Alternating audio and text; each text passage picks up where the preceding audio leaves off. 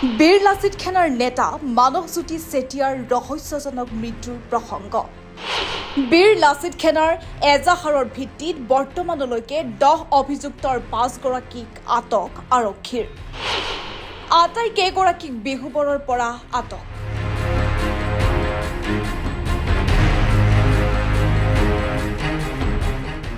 বীৰ লাচিত সেনাৰ এজাহাৰৰ ভিত্তিত মানসজ্যোতি চেতিয়াৰ মৃত্যুৰ সৈতে জড়িত থকা 5 অভিযুক্তক আৰক্ষীয়ে আটক কৰে।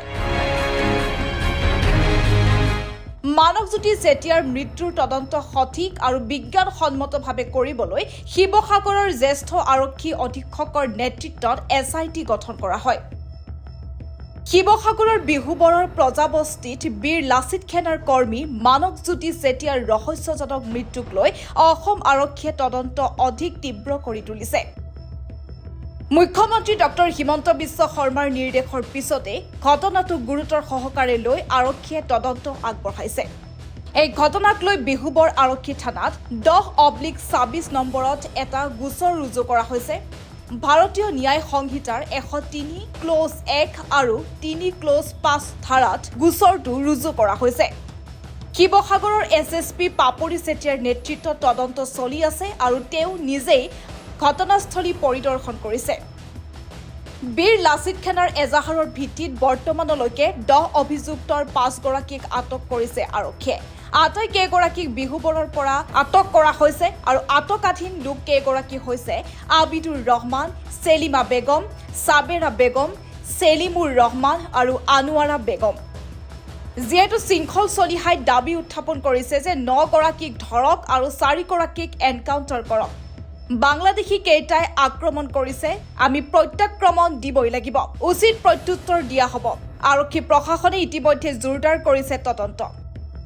প্ৰথমতে আমি মুখ্যমন্ত্ৰী মহোদয়, অভিভাৱক মন্ত্ৰী বিমল বৰা ডাঙৰীয়া, শিৱসাগৰ আৰক্ষী অধীক্ষক পাপৰি চেতিয়া বাইদেউ, আমি সকলোকে ধন্যবাদ জ্ঞাপন কৰিছোঁ এই 5জনক গ্ৰেপ্তাৰ কৰাৰ বাবে। আৰু 5জন, আৰু কথাটো হৈছে মূল অভিযুক্ত মুজাম্মিল ইছলাম বুলি যিজনৰ ওপৰত আমি FIR কৰিছোঁ, আমাকতো এতিয়া বহুতে ফোন কৰি কৈছে যে ই শিৱসাগৰ জেহাদীৰ শ্লিপাৰ চেল চলায় বুলি কৈছে, আৰু এই জাতীয় সংগঠনবোৰৰ কথা খুব বেয়াকৈ সামাজিক মাধ্যমত লিখে। এতিয়া যদি জেহাদীৰ শ্লিপাৰ চেল চলোৱা, ইয়াক এনকাউণ্টাৰ কৰি দিব লাগে। এতিয়া কথা বতৰাবোৰ এতিয়া মানে কেঁচু খান্দোতে সাপ ওলাইছে, এতিয়া কথা বতৰাবোৰ লাহে লাহে ওলাই আছে।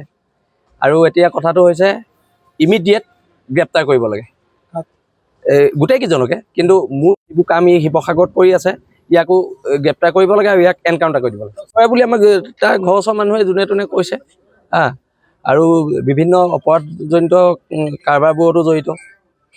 ক'ৰবাত তাছ খেল হ'লে তাছ খেলৰ পৰা পইচা লয় ব্লেকমেইলিং কৰি, এইবোৰ আমি চব কথা গম পাইছোঁ। এতিয়া এতিয়া কথা বতৰাবোৰ হৈছে আমাৰ এটা মাৰিলে সিহঁতৰ 4টা মাৰিব লাগিব, আৰু এতিয়া আৰু আক্ৰমণ প্ৰত্যাক্ৰমণৰ সময়। এতিয়া ইয়াত বেলেগ কথা বতৰা পাতি লাভ নাই। ইফালে আৰক্ষীয়ে মানসজ্যোতি চেতিয়াৰ মোবাইল ফোন উদ্ধাৰ কৰিছে, কিন্তু মোবাইলটোৰ স্ক্ৰীন লক সলনি কৰা হোৱা বুলি জানিব পৰা গৈছে। এই ঘটনাই তদন্তৰ মাজত এতিয়া নতুন সন্দেহৰ সৃষ্টি কৰিছে। বৰ্তমান আৰক্ষীয়ে ঘটনাটোৰ সকলো দিশ পৰীক্ষা কৰি আছে। মানসজ্যোতি চেতিয়াৰ মৃত্যুৰ প্ৰকৃত কাৰণ আৰু ইয়াৰ আঁৰত আন কোনো ঘটনা আছে নেকি, সেই বিষয়ে তদন্ত সম্পূৰ্ণ হোৱাৰ পিছতহে স্পষ্ট হ'ব। তদন্ত প্ৰক্ৰিয়া আমাৰ চলি আছে, আপোনালোকে অলৰেডি গমেই পাইছে। খুব ক্ষীপ্ৰ গতিত চলি আছে তদন্ত প্ৰক্ৰিয়া। গুৱাহাটীৰ পৰা ফৰেঞ্চিক টিমো আহিলে, তেওঁলোকৰ যিখিনি কৰণীয়খিনিও তেওঁলোকে অলৰেডি কৰিলে। আমাৰ ফৰেঞ্চিকৰ যেতিয়া ৰিপৰ্ট পাম, তেতিয়াহে আমি তদন্তৰ বিষয়ে সবিশেষ জনাব পাৰিম। আৰু আমাৰ ছিনিয়ৰ অফিচাৰসকল IGP ছাৰ, DIG ছাৰো তেওঁলোকেও গুৱাহাটীৰ পৰা আহি ইয়াতে গোটেই তদন্ত প্ৰক্ৰিয়াটো তেওঁলোকে চালেহি, গোটেইখিনি তেওঁলোকে ছুপাৰভাইজ কৰিলে। গতিকে এতিয়ালৈকে সুন্দৰভাৱে তদন্ত প্ৰক্ৰিয়া আগবাঢ়ি আছে, আৰু অনাগত দিনবিলাকত আমি যিখিনি কৰণীয়খিনি কৰি যাম আৰু সোনকালে তাৰ এটা সুফল আমি পাম বুলি আশা কৰিছোঁ। 5জনক আমি এতিয়া সোধা পোছাৰ কাৰণে ৰাখিছোঁ, পৰৱৰ্তী সময়ত আমি জনাম। Bureau report, people's TV।